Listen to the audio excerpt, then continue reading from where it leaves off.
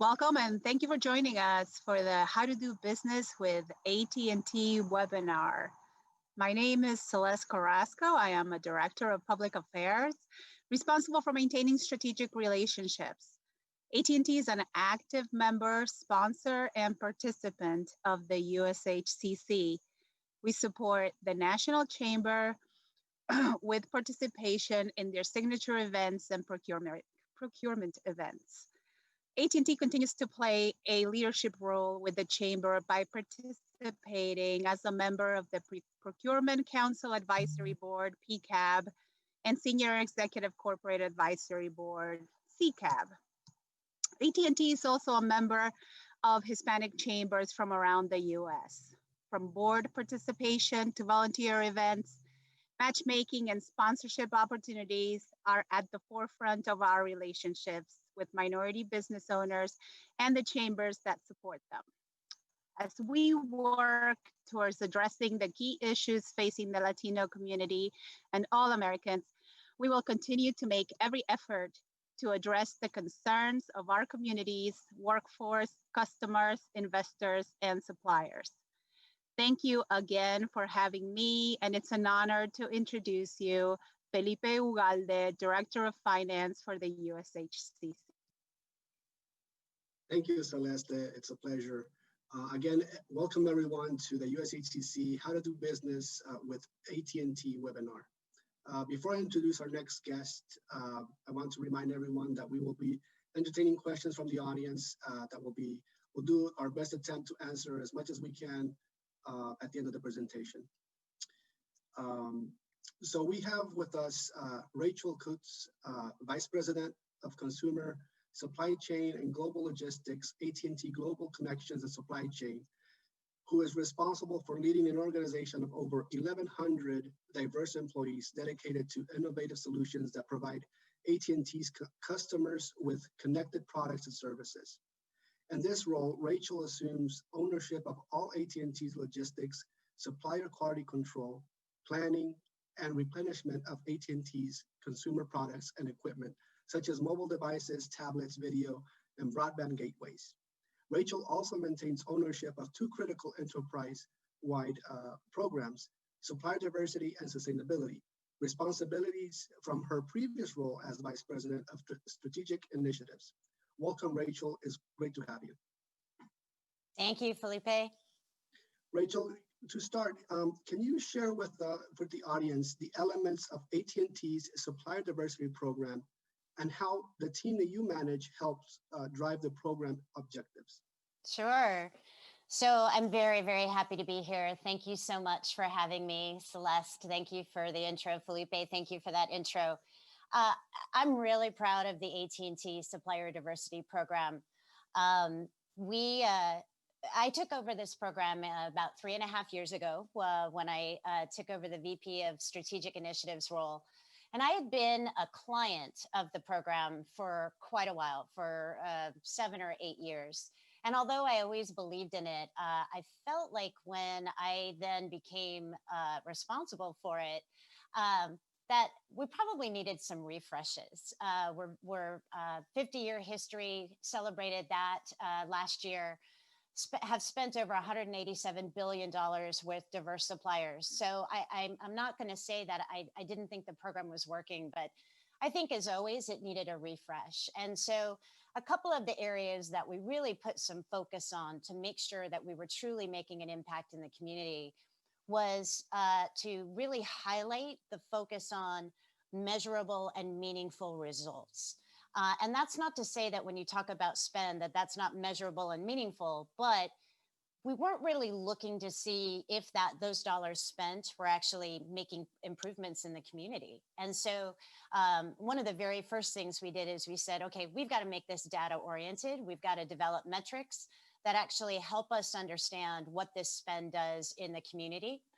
We've also got to dig deeper into that spend. For instance, we don't look at spend just holistically. It's a great thing to say we spent over $14 billion with diverse suppliers last year. But the question becomes with who and in what segments and how many suppliers are we actually using in these segments? I think many would argue that if you're spending the majority of that money with just several suppliers, you're probably not impacting the community as much as you would like. So created those kind of metrics. We're also going to be very focused, and in fact, at the end of this year, start announcing not only our spend, but also the number of jobs that are for within the diverse community that are as a result of this spend, which I think is key, since that really creates the economic impact and the community impact that we're hoping for.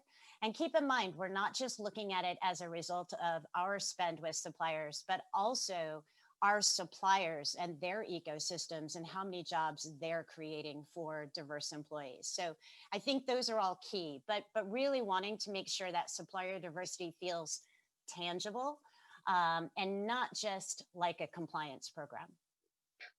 Great, thank you. So we understand the program has a long history, and we recognized the 50th year of the program. You didn't just celebrate the achievement, you looked at the time as an inflection point to pivot the program. Can you tell us a little bit about that?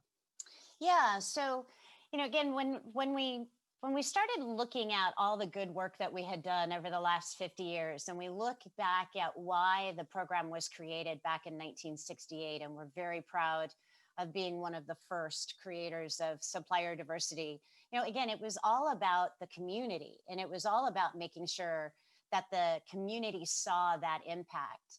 And so at 50 years, again, we had to look at the program. We had to make sure it didn't feel like a compliance program, not just externally, but I think more important, internally. So we had to make sure that as we went back into the business and said, okay, we want to make sure that we're bringing meaningful suppliers to the table, that these suppliers can do the work. But to the folks within AT&T who are helping us make those sourcing decisions, we needed to make sure that they understood the benefits of that, and that it wasn't, again, just a compliance program. It wasn't a checklist. How many times does somebody put out an RFP and the question is there a diverse supplier in there? Check the box. Did that supplier actually win? Probably not. So we had to make sure that we were actively managing this, and that becomes an advocacy program in which we're advocating for suppliers both internally as well as advocating for suppliers externally, meaning we know suppliers, we're actively looking at suppliers, but not just as they appear on a spreadsheet or in somebody's database. We actually understand who they are. And in fact, when we find suppliers, and especially suppliers that we feel really good about, we spend a lot of time with them. They have to understand how to do business with us. They have to understand what's being looked for so that they can be successful in these RFPs.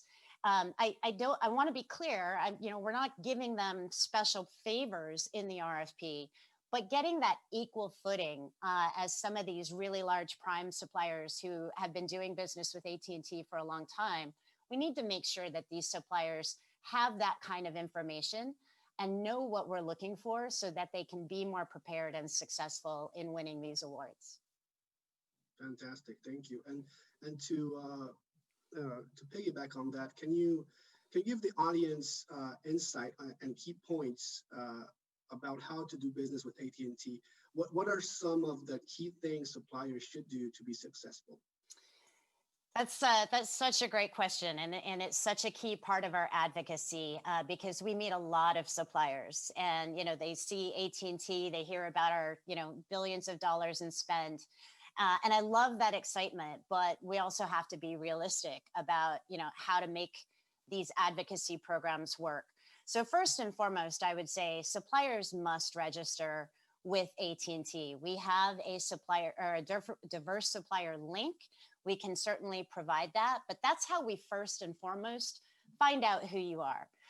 We also require you to be certified. So we don't really care how. We're not going to be overly specific. It can be with any of the diverse or supplier diversity councils. It can be through a government agency, but we do require some certification. After that, I would say what a supplier really needs to understand is, what is AT&T's mission? Who are we? Because I will tell you that there is a lot of saturation in certain segments of our business. And unfortunately, we tend to see a lot of diverse suppliers keep coming into that space. I would say logistics is one that's pretty heavily saturated. And in fact, I'm proud to say that 100% of our logistics and VAR services are provided through diverse suppliers. We think there's room there, and the fact that we can continue to mentor and advocate for suppliers there. But it would be great to get diversity in some of our key areas. So network and technology is an area that we have a lot of potential in. We've got the rollout of 5G, edge computing, those types of things. But I think it's really key for a business to understand, and we make this very public, whether it's through our own website, whether it's through our stock calls, or whether it's through, public communications about just what we're focused in. But finding suppliers in some of these less common areas, I think is really key. And then I say, again, if we see you and we see something really compelling there, and we feel like you've got something really good to offer, then we'll advocate, we'll get to better understand you, we'll help you hone that messaging and just how you fit into AT&T. Awesome. Thank you so much, Rachel. And what a great conversation. It's a pleasure, really. So next up, I would ask you to do the honors to introduce our next guest, Mr. Greg Ontiveros, please. Absolutely. It's my pleasure. Greg and Groupo really embody, I think, the example of where supplier diversity fits so well. Talk about a relationship, Greg, I think goes back 10 years, if not 15 years. Is it longer than that? Okay. Started out as a kind of a small dollar relationship, but has only grown. And in fact, now I like to look at you as a key supplier, a key partner, but also a key thought partner in supplier diversity. And the fact that you do a lot of great work with mentoring, advocacy, as well as using your business, whether it's with AT&T or through other lines of business, to offer also opportunities for other diverse businesses. So it's really my pleasure to have you here. And I can't wait to grill you to better understand how you got to your success. But I will say this, everyone must know this. Greg's alma mater is also my dad's alma mater, which is also my, unfortunately, biggest competitor. So we both went to school in Colorado. I went to the University of Colorado, go Buffs. And yeah. Greg, unfortunately, went to Colorado State. Oh, yes. No, I don't want any Colorado State haters out there. My dad's an alum. That's right.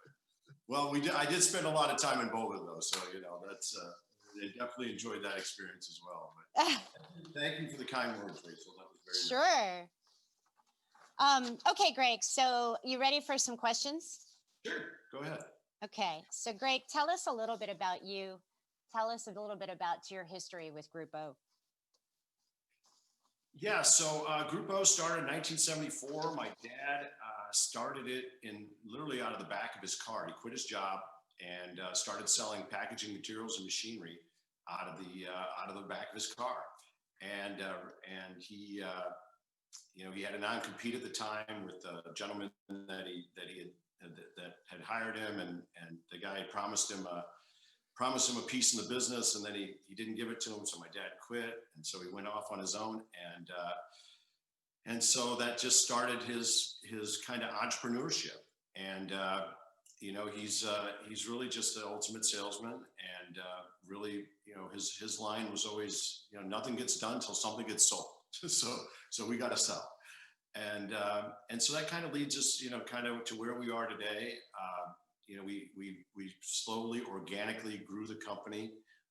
We've never taken outside capital, and today we're about, I think we have about 1,500 1,500 employees and about 12 locations around the country. So very proud of what he started and kind of where it's led us. And for, we are in the BPO space. So in the sense of we have three parts of our company. So we have packaging, supply chain, and marketing services. So those are the three kind of pillars of our company.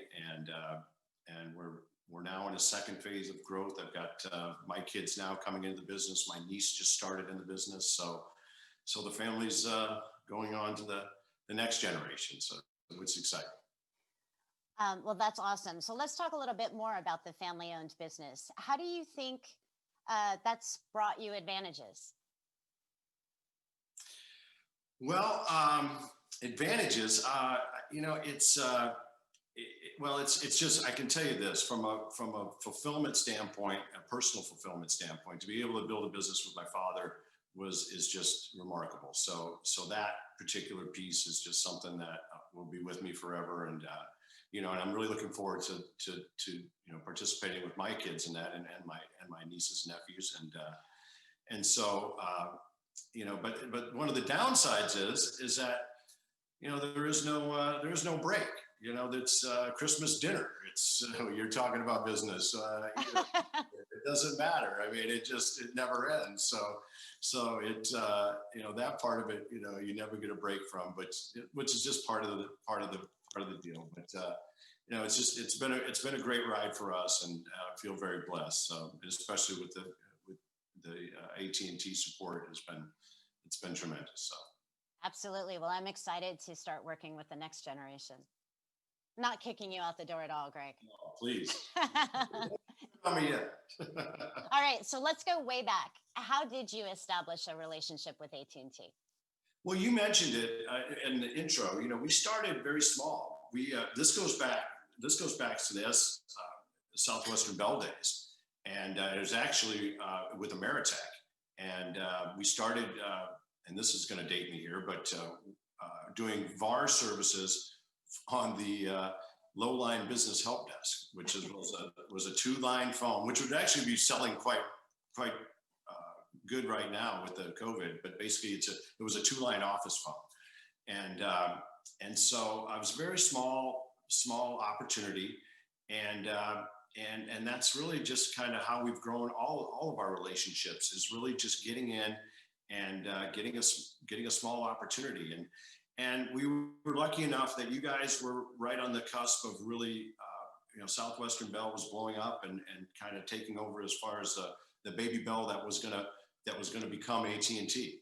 And so I think that was one of the obviously advantage that we had, is that we got in there when there was just Southwestern Bell, and as they made the acquisitions of Bell South and Singular, AT&T and DirecTV, now Time Warner, we've been able to participate in those growth initiatives with you. So, but that's how we got started, and it's been good, really good. Yeah, Greg, I just have to say again, you embody the reason we do work with diverse suppliers. Talk about great alignment with our values, but also talk about creativity. I mean, we were in the midst of COVID. I was in charge of getting all the PPE for AT&T globally. What a great relationship we have, that I was just able to call you. I think I texted you for, let's talk about PPE. Let's talk about crazy stuff like, hand sanitizer and in bottles. Could you take it from oil drums and put it into bottles? I mean, that's exactly the kind of relationship we want, is to be able to call and know that we're going to get some really creative thinking. Yes, no, we obviously appreciate the call. And I think that, one of the things that I love about doing business with AT&T is that relationship, and being able to call and being able to put ideas forth that we feel can bring value to the relationship and to the business. And so, and AT&T is willing to listen, and so that to me has been invaluable in in the sense that having that really open communication and dialogue, and the ability to bring those ideas forward with knowing that they might not all get absorbed, but at least someone's there to listen, and you have an opportunity to bring extra value, because really that's what you have to do. You know, if you don't bring extra value to the business and the relationship, and try to constantly evolve about how we're going to do better at what we do in what we deliver to you, then we're always going to be exposed. But having that relationship to be able to bring those ideas has been great. So I appreciate the opportunities. Absolutely. All right. So Greg, what have been the greatest challenges you've faced as a diverse supplier? We're probably not unique in this sense. I think that, from a diversity standpoint, sometimes I feel like, when you come in through the diversity channel, sometimes, and this, I'm really not talking about AT&T in this regard, but because of the way your program is run, and really how you've treated us, and I see how you treat other suppliers, but in general, when you come in through the diversity channel, sometimes you get perceived in a certain way. You're perceived as maybe instead of just a supplier, you're a diverse supplier that may not have the capabilities of the supplier pool that they're normally dealing with. And so I feel like you have to kind of get through that hurdle and say, hey, wait, we're a supplier. We can compete on quality, price, service, innovation, all of these things. And oh, by the way, the bonus is, if you're looking for that, we're a Latino-owned company. And if that's meaningful for you, then that's great. But it's kind of getting through that perception hurdle, I think, is really sometimes a little bit of the issue. Yeah, I think that's what I hear a lot of, and I think that's really what I saw when I first came in and said, okay, this has to move beyond a compliance program. This has to be about the value, and this has to be about, not just, oh, this is a diverse supplier, so take a look at them, but really making sure that they're capable, so that you've got that quote unquote even footing. The other thing I really like about what you said, Greg, is I think there was this concept, and I don't know where it started, but that diverse suppliers should have the best pricing, meaning they should be the lowest cost. And, I think a lot of programs look at that. I think, that tends to be the thought process, or used to be, within AT&T. And I think that's unfair to diverse suppliers. I mean, what we're trying to bring in is that value. So it's, supply chain 101, I think that drives the best cost, because the more suppliers you have, the more competitive the pricing is. But it's about the value. It's about the quality. It's about the understanding. It's about the creativity, the ease of use. Yes, we want your cost to be competitive, but I do think it's unfair. And I'd like the old adage to go away that because you're a diverse supplier, you should have the rock bottom cheapest pricing, because that's just not going to be sustainable. Okay, so Greg, do you mind sharing some of the strategy for Grupo's success? Well, I guess in my regard, it's a willingness to look outside of what you currently do today, and be a little bit creative about what could be, and so that's really kind of the secret to our success. Is people say, what do you do? We kind of go, what do you need? so and that's kind of a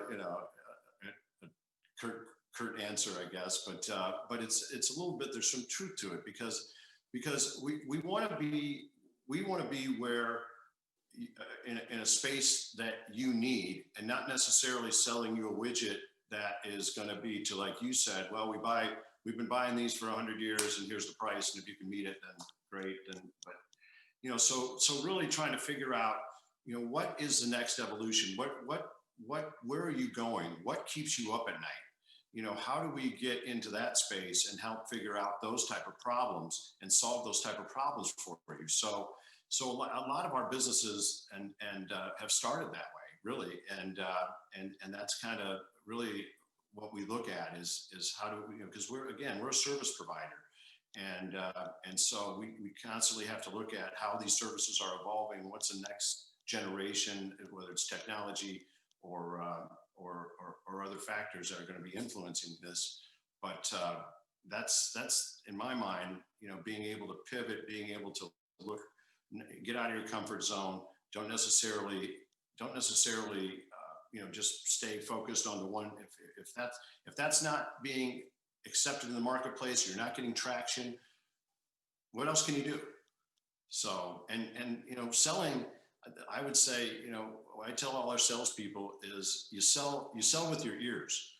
You don't, just try to get the client to tell you what they need, and then we can start the conversation. So I feel like that's a little bit about how we've been successful. So. Got it.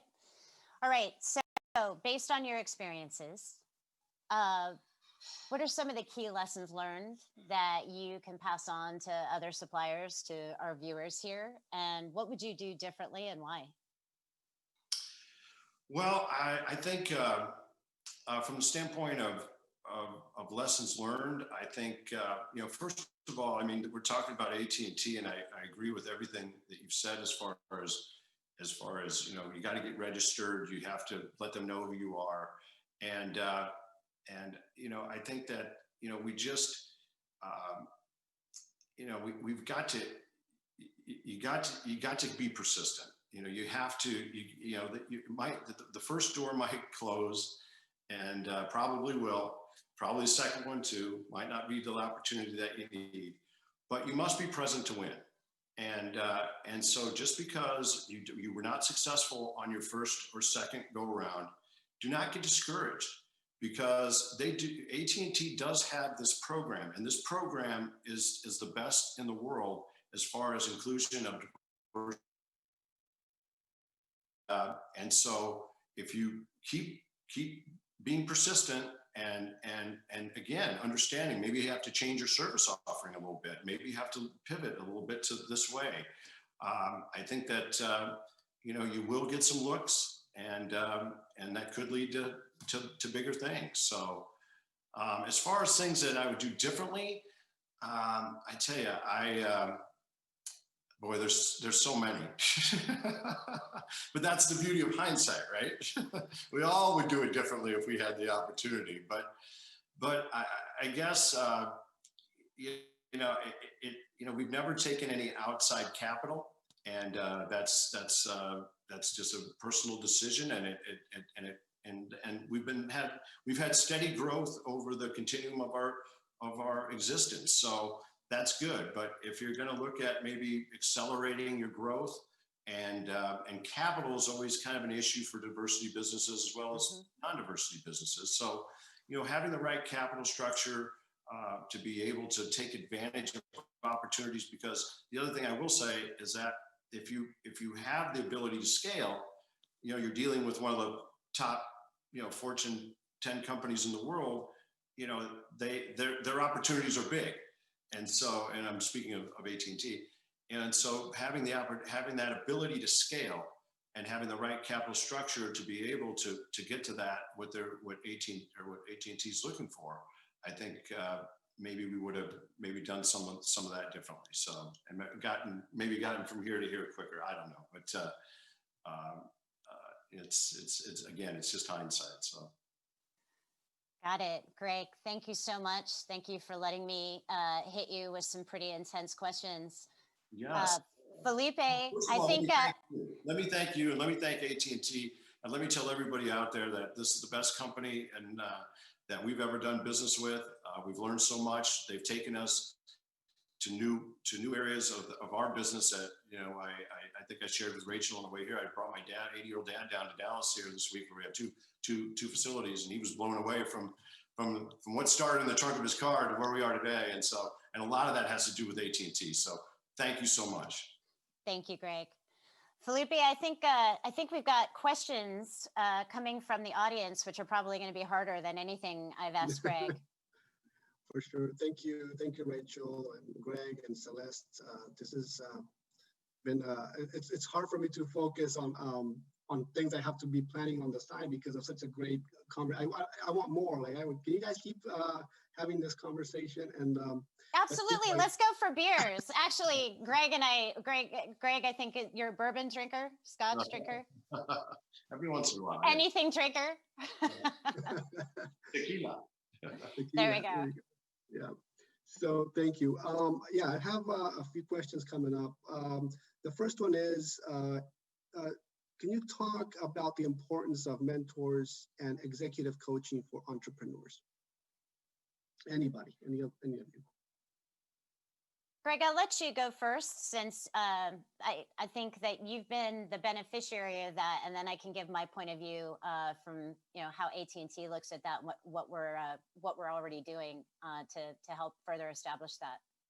Yeah, well, we've been on both sides of that. So we've been, I feel like we've been mentored by AT&T and through the first diversity channel, and then through some of the business relationships within the company that we've had for sure. And then also we actually mentored another company recently through with AT&T wanted to bring in another supplier, another diverse supplier into the ecosystem, and they asked us because we had the knowledge, the actual knowledge of what we were doing, and so we mentored them for about 6 months and got them going, and it was and they're up and running now and doing great things, I hear. So yeah, so we've kind of been on both sides of that. Yeah, I think mentorship is really important, but I think it has to be a really engaging mentorship program. I think there are mentorships out there which are, hey, I have a point of contact, and points of contact are always good.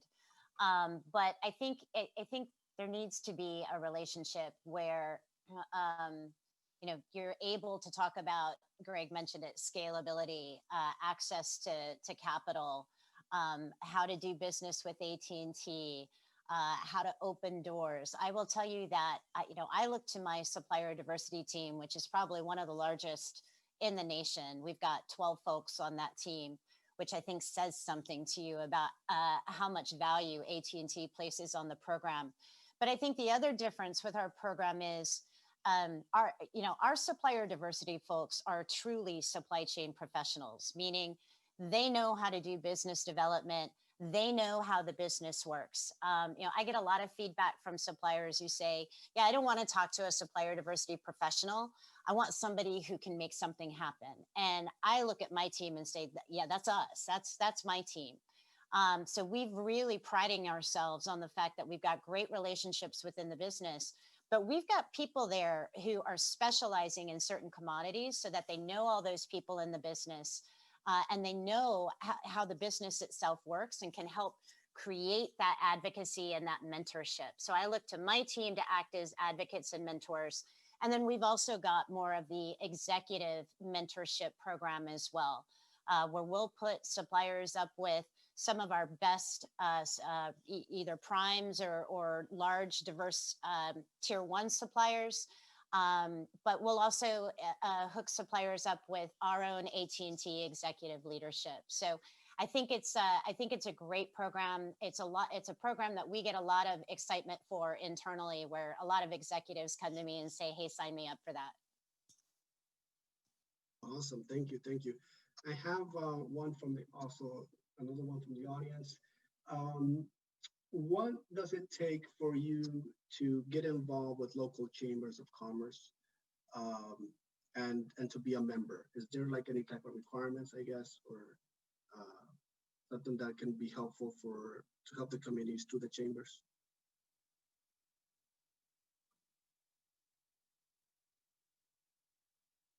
Celeste, do you want to take that one?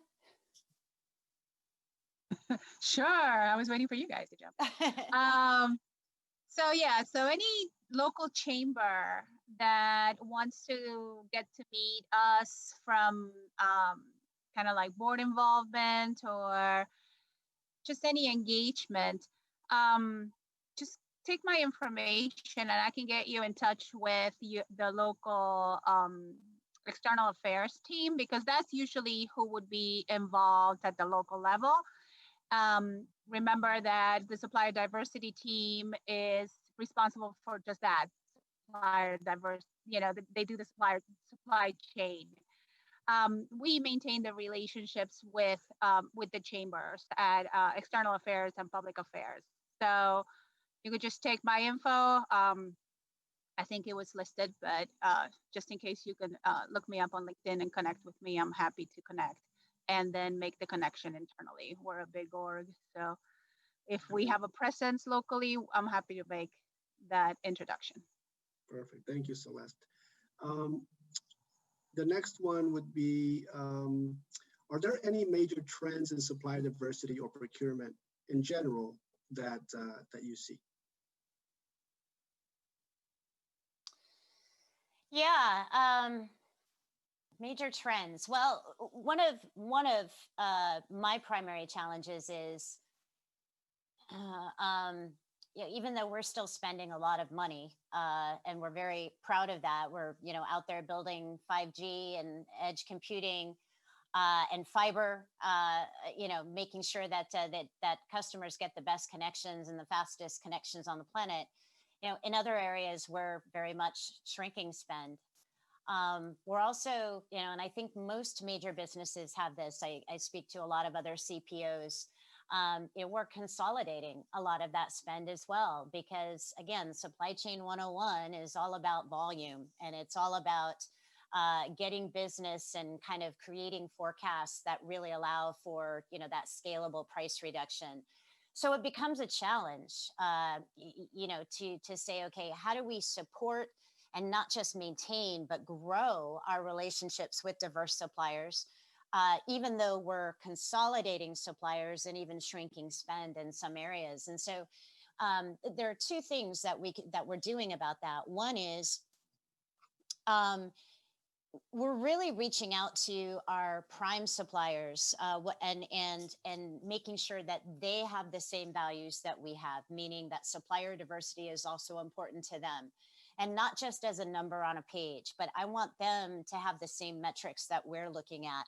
I want to know that when I have to award a supplier that may not be diverse, that they are out basically doing the same things that I would be doing. And if you think about the community impact that I talked about earlier, that is truly how this is going to grow. It's about the eco chain, the value chain. And if all suppliers in my value chain are doing the same thing, then we have that much more power. Our dollars carry that much more weight.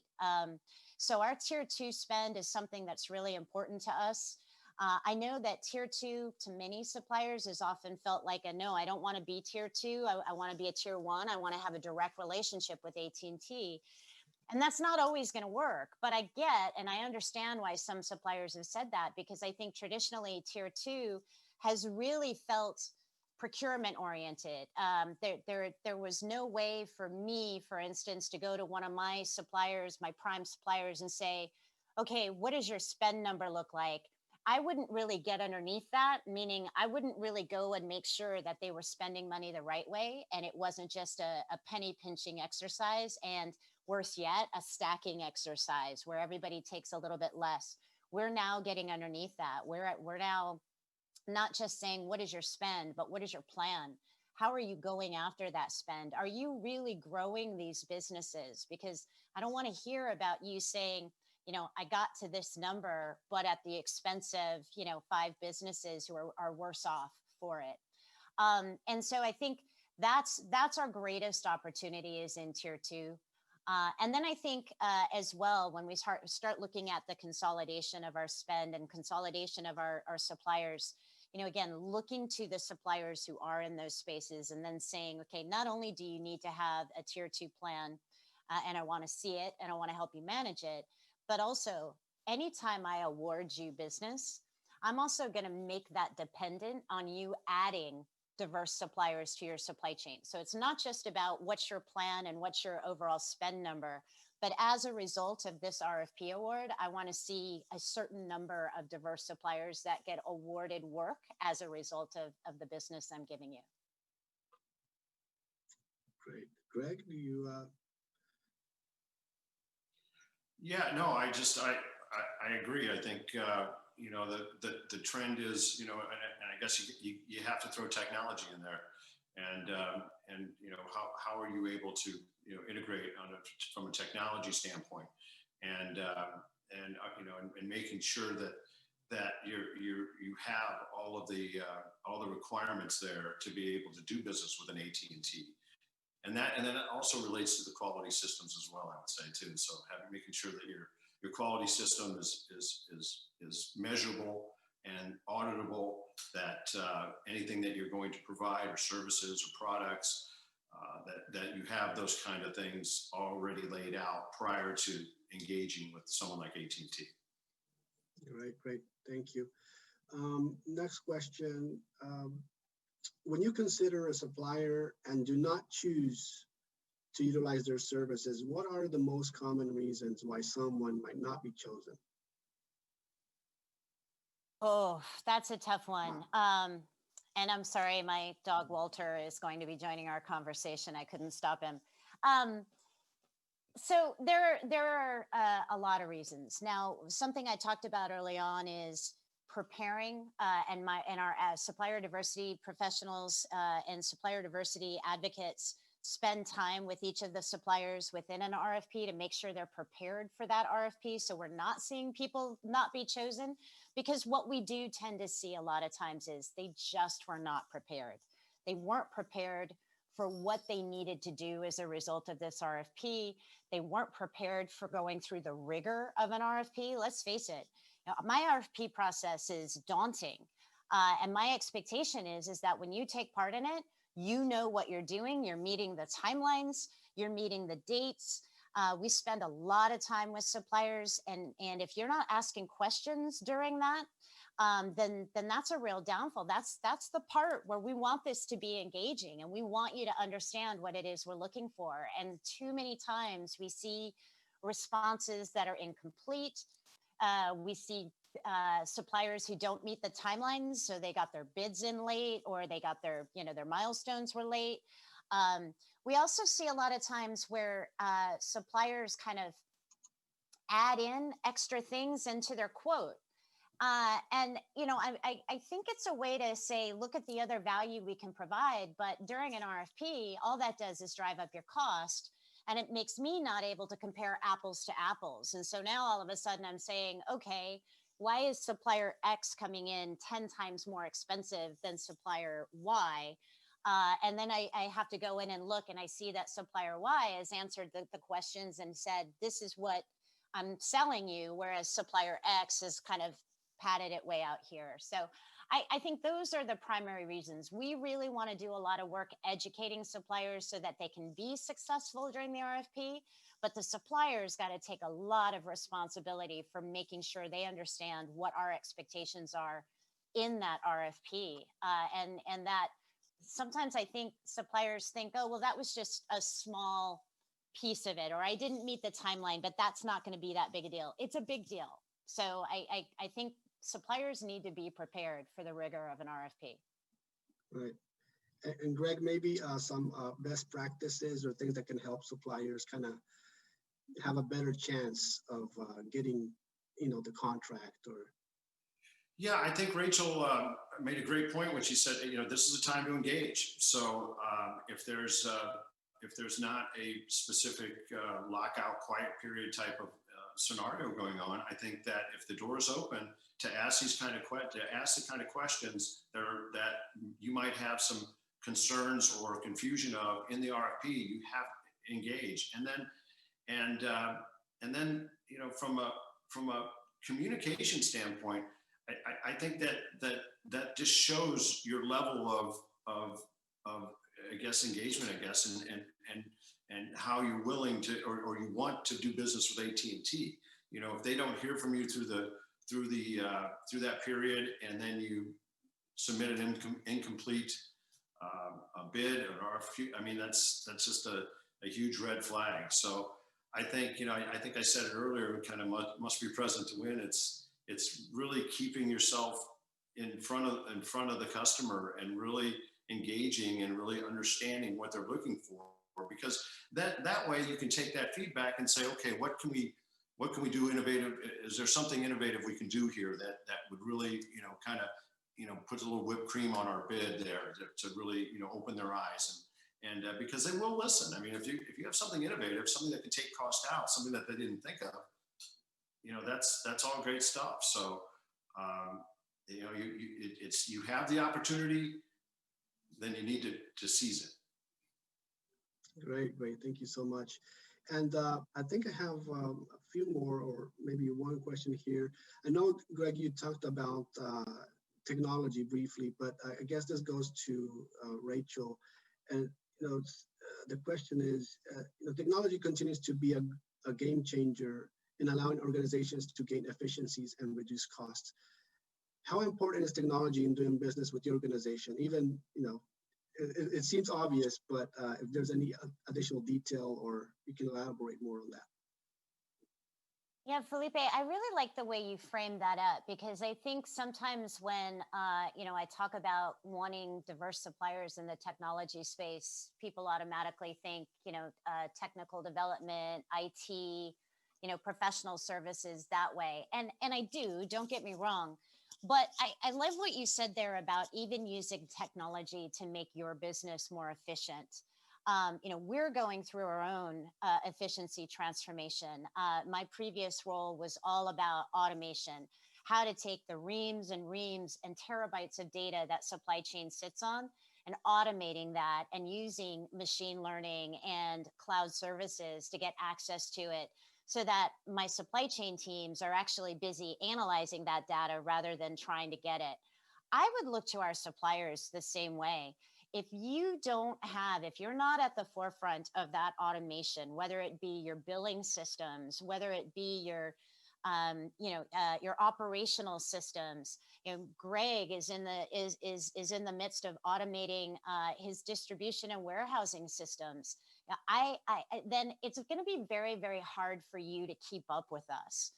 We use, I was just about to say, we use all the greatest and latest and greatest technologies, but that would make everybody laugh, because I've got some outdated stuff. But do I want to upgrade that? Yes, I do. Am I looking for people who can help me do that? Absolutely. But at the same time, this goes back to the scalability question, comment that Greg made. I use EDI.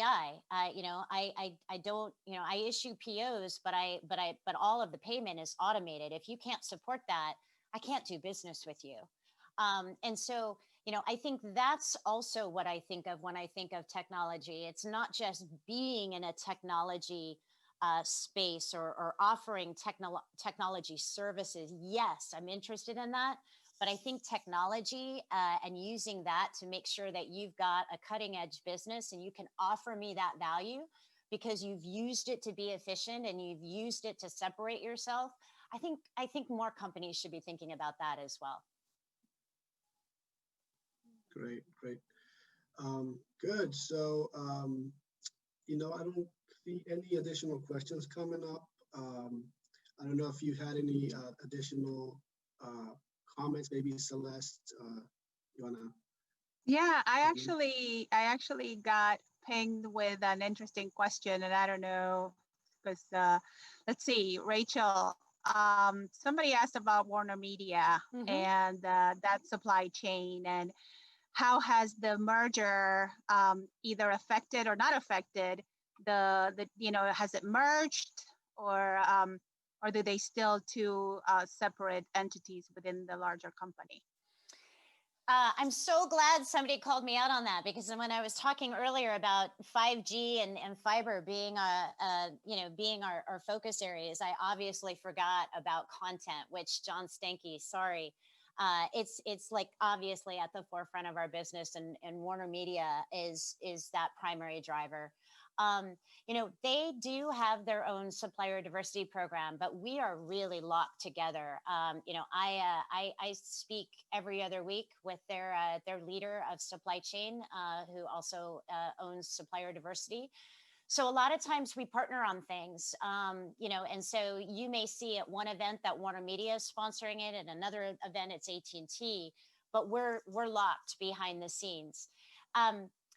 I will say our supply chains are a bit different. And so I'm not sure you'll ever see those programs truly come together because they're very focused on the elements of supply or diverse suppliers and diversity in general within their content making and the representation of diversity. They don't have the kind of spend that I do with outside suppliers. And so it's a bit different, but they work really well together. And we get a lot of really good synergies together as we work in the different communities. And as we kind of say, okay, kind of what makes more sense? Warner Media to sponsor this, AT&T to sponsor this. So we're separate, but very, very, very aligned and engaged. Great, thank you. And another question, this one comes from a friend that was just curious and I didn't have the answer. So does having multiple certifications help the process? Meaning if they're veteran-owned business as well as women-owned business, like the more certifications that you may have as a diverse business, does that help you, or it just maintains the same as you come into the process? Yeah, I think that the only help that it provides is as I'm looking in, and as I go back to what I said to Felipe earlier about the fact that we're very data driven in our program. And so we're looking at this not from an overall spend perspective, but spend per segment and number of suppliers per segment. I think where it helps is, for instance, if I'm looking in my veteran owned segments and wanting to do business there, if you're women owned and vet, then great, because now I can say, man, I've got the best of both, but I can use this in my, vet category and continue to strengthen that. I don't want anyone to think, though, that there's a point system or a point roster that says, yeah, the more you have there, the higher we think of you. But I do think from a transparency perspective, it's really helpful for us to understand what certifications you have. Because again, it helps us understand, and as we target, certain segments that we need to grow, just what suppliers may fit in those segments. Great, thank you. So we are coming up on the hour. So last thoughts, and I'm going to pick on Greg first because I've been taking notes. I mean, I got your pivots, your get out of your comfort zone. I mean, this is just great leadership nuggets that you're sharing. So I'm gonna, I'm gonna turn to you to see if you have any just leadership advice, business advice, whatever you want to impart on us. I'm ready.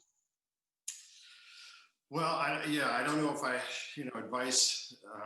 I'm qualified for that, but I would just say that believe in yourself. If you feel like that you've got a good product and you've got a good service, and know that none of us got to where we are by ourselves. So look for help, look for mentors, look for people that can give you advice and help you along with your journey, because no one does it alone. And then when you get the opportunity, just hit it out of the park. That's just hit it out of the park, and then I think then you can establish your relationship or establish your credibility. That then builds the relationship that then leads to other things. So I know a lot of great USHCC members and a lot of great suppliers, and a lot of them do business with AT&T, and hopefully a lot more will in the future. So thank you again, AT&T, and thank you everybody for a great panel. So appreciate it. Our pleasure.